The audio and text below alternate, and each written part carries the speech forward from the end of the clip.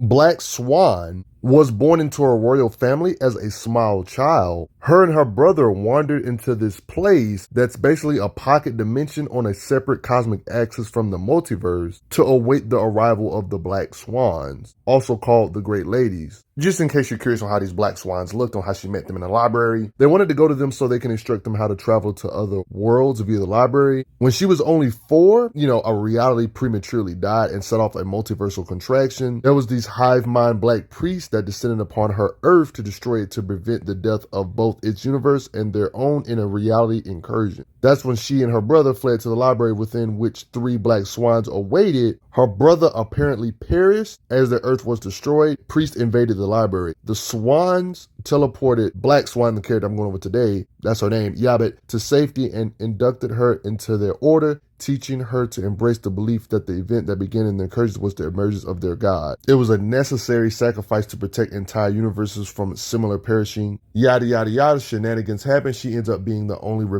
sole remaining Black Swan. Over time, she became more crueler, more single-minded in her drive to destroy Earth because of her god. Black Swan, born on a completely different Earth than the main continuity that we're used to. She has telepathy that can read your mind, teleport, fly, float, levitate, energy project in all kind of ways, making shields, and she can blast with energy projection. She seems to have enhanced senses. It's confirmed in her lore that she actually does have superhuman strength. They call it class 25. I mean, they call her class 20, but look how high her strength is on the grid, like 5 out of 7. Not bad at all. But at the same time, whatever strength she might lack, she might make up for it when it comes to her raw power, when it comes to energy projection. I mean, heck, even Black Panther and them said it themselves, she's stronger than they estimated, even stronger than Reed estimated. But strength-wise, she's still strong enough to rip off the head of a robot, so that still shows that she does have superhuman physicals, and they were telling the truth. I mean, if you look at the history on what quote-unquote class 20 characters can do, Black Swan technically should be able to lift up buses, cars, tanks, blah, blah, blah, by default, because she's a quote-unquote class 25, which is probably not their limit. You know how they say the characters are class 25, but then the characters can lift more,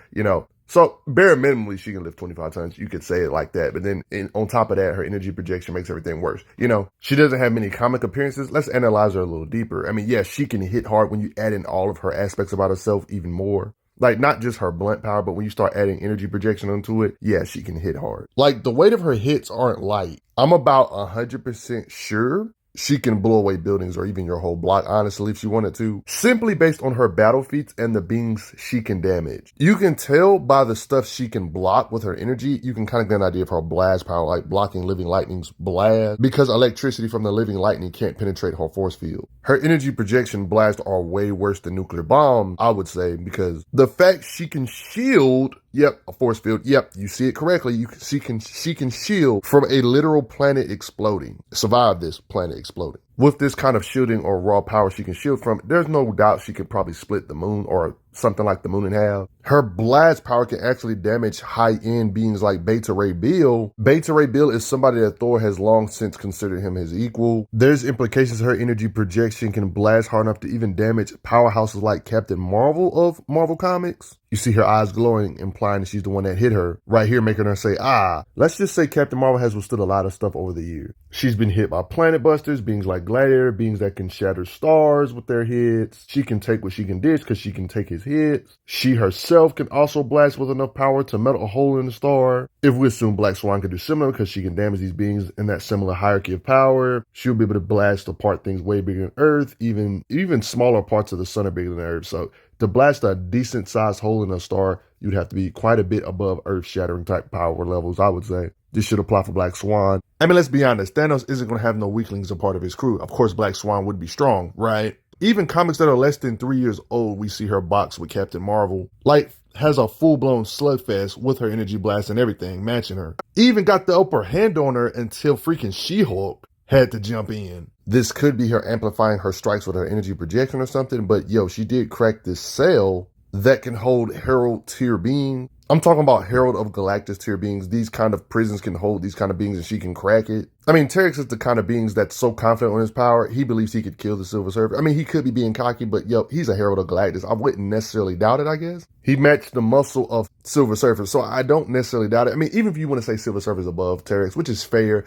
he's not that far off. You know what I mean? Like, Silver Surfer could be like 100 and Terex could be like a 90. Close enough, right? Power-wise, it don't really matter. The fact that she's cracking a cell, Black Swan is cracking a cell that Terex has issues with, it should let you know she can hit with the weight of powerhouses of Marvel, if that makes sense. Friendly reminder that Herald level beings can easily destroy things bigger than planets, like making suns go supernova and literally become a black hole itself, like stuff that can blow away solar systems.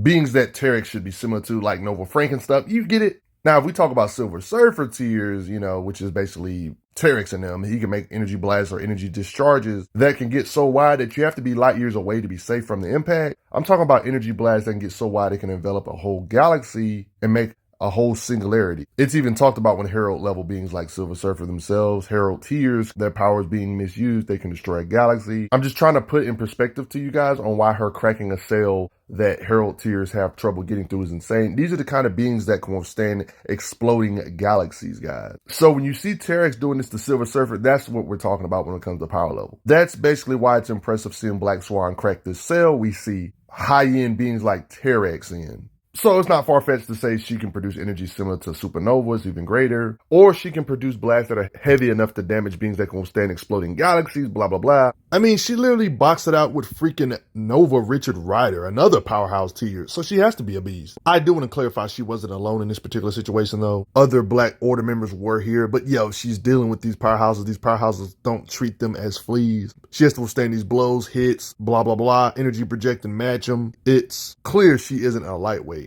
But yeah, the other Black Order members are here though, so take that as you wish. I mean, look, she can match Thor tier beings' blast power, like actually match their lightning with her own blast power. If you still think everything I've said is BS, well, what about the fact that she shielded from a Mjolnir strike with her shielding? She's literally shielding from some of the powerhouses, the strongest beings in the universe, beings that can damage Silver Surfer themselves. She's shielding from Thor tiers and freaking Hercules. Hercules being the god of strength and somebody that can literally hit hard enough with his fist to shake the universe itself. It's easy to assume this is an exaggeration, but it's not when you consider that Hercules has to do the myth stuff, like relieving Atlas of his duty, myth feat, lifting immeasurably strong weight. Shaking the universe actually matches up with his consistent lore. You know, this is a big part of his lore, is him holding the heavens above his head. In a lot of continuities, not just Marvel, but in Marvel, he has this feat of lifting the universe or heavens above his head, like Atlas for 3 hours. These are the kind of beings that Black Swan is shielding from, beings with this kind of muscle. The fact beings like Hercules are having issues getting through her shields. What does that say about Black Swan? So she's literally shielding from beings that can shake the universe. Like more than one type character like this too. Thor and Hercules.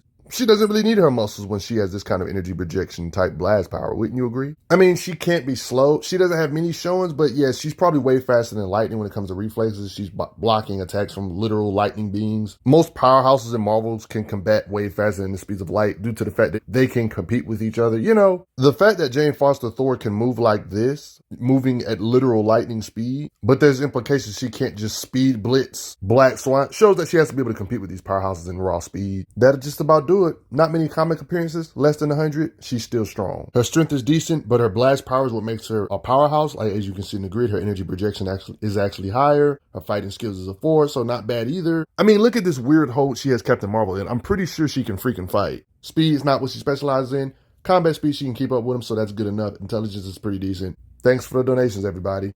I'm glad you are enjoying your time on the channel. Make sure you check out the playlist on the channel to see other How Strong videos. If you like what this channel is offering, make sure you hit that subscribe button, and I will see you guys later.